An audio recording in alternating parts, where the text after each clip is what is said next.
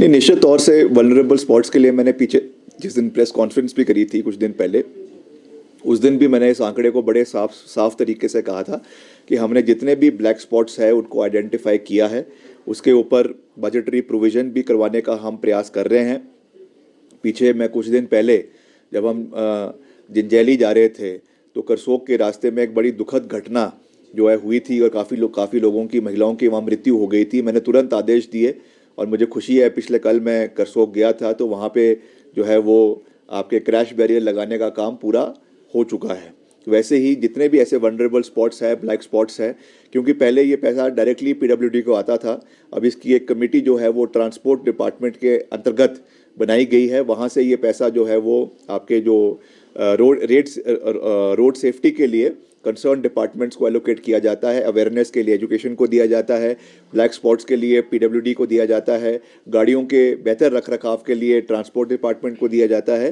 तो जितना भी एलोकेशन वहाँ से होगा उससे हम सड़कों की सुरक्षा पे प्राथमिकता पे पहले भी कार्य करते आए हैं और आगे भी जितने भी ऐसे वल्नरेबल स्पॉट्स पूरे प्रदेश के अंदर है, करीबन 500 या 550 स्पॉट्स है, उन पे हम जो है काम कर रहे हैं। इस बार जो मंत्रिमंडल की बैठक हुई इसमें आप शामिल नहीं हुए, क्या कारण क्यों इसमें आप शामिल नहीं हो पाए? नहीं, ये चर्चा कुछ और भी है। आपसे विभाग लिया गया है, एक तो चर्चाएं सियासी गलियारों में है कि इसलिए कोई नाराजगी आपकी, क्या वास्तविकता क्या है? नहीं, देखिए, मेरी कोई नाराजगी नहीं है।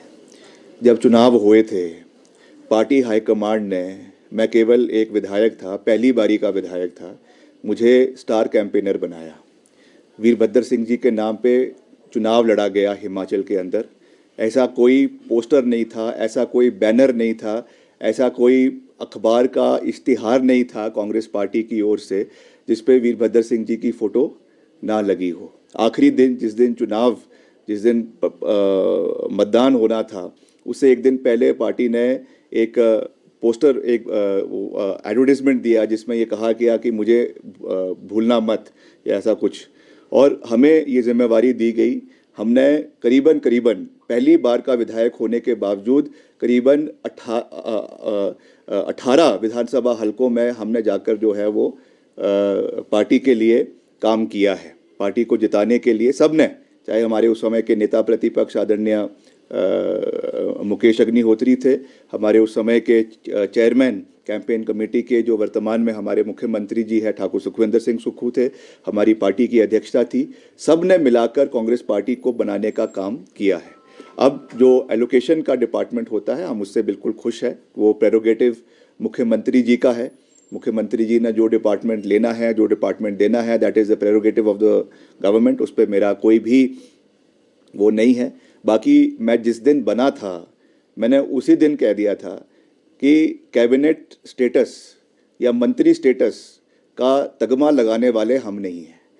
व्यक्ति जो है वो अपने कर्मों से जाना जाता है। कितने पोर्टफोलियोज किसके पास है या किसके पास कोई वो है, कोई स्टेटस है कैबिनेट का या नहीं है, ये चीज़ें ज़्यादा लंबे समय तक नहीं चलती। गवर्नमेंट सरकारें आती है, सरकारें जाती है, मगर हमें अपनी लोगों के साथ जो है वो अपना एक कनेक्ट बना के रखना चाहिए। और मुझे ऑन रिकॉर्ड कह रहा हूँ, मुझे इससे कोई आपत्ति नहीं है। ये मुख्यमंत्री जी का विशेष अधिकार है, हम उनका बहुत मान सम्मान करते हैं। जो उन्होंने जिम्मेवारी हमें दी उसको हमने बेहतरीन तरीके से निभाने का प्रयास किया।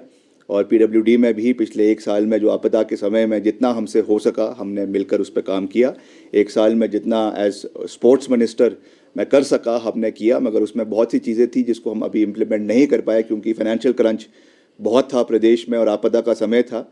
मगर फिर भी अब जिसको भी ये मंत्रालय दिया गया है मैं उनको शुभकामनाएं देता हूँ। उनके साथ भी मैं बैठकर चर्चा करूँगा और इसके ऊपर भी जो भी युवाओं के उत्थान के लिए, खिलाड़ियों के उत्थान के लिए, क्योंकि नशा एक बहुत बड़ा समस्या प्रदेश के अंदर बना हुआ है, इसलिए उसके लिए युवा जो खेल मंत्रालय है बहुत महत्वपूर्ण है युवाओं को नशे से दूर करने के लिए।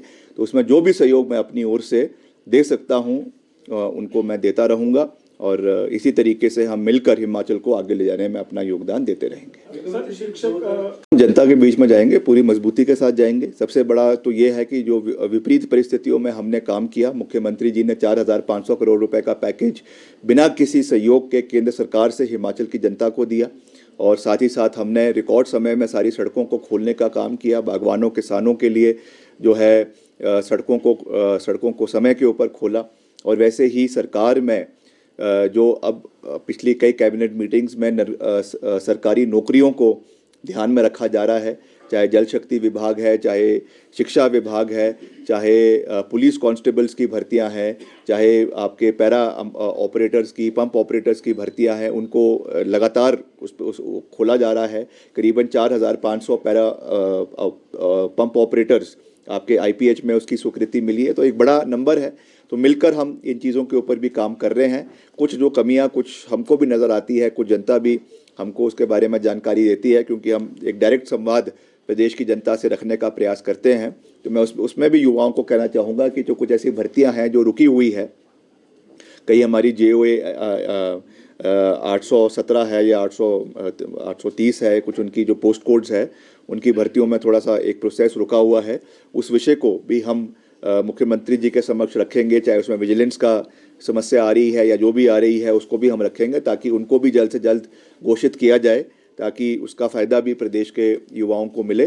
Bureau report, city channel, Shimla.